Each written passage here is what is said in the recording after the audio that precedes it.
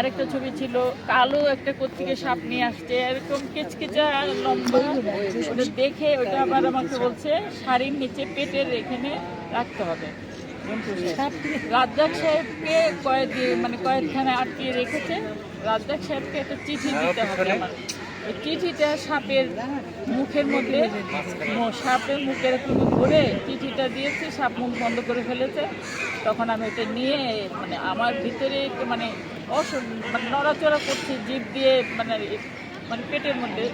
আজকে গিয়ে যখন অ্যাকশন বললো আমি আজকে সাপটা বের করে আমি বললাম যে রাজা সাহেবকে চিঠিটা দিয়ে সাপটা বলে ছেড়ে দিয়েছি। অদ্ভুত ব্যাপার, সাপটা জেলখানার ভিতরে গেল চিঠিটা নিয়ে এরকম আছে। রাজাক সাহেব সামনে এরকম ধরবে কি ধরবে না, চিঠিটা ধরবে কি ভয় পাচ্ছে।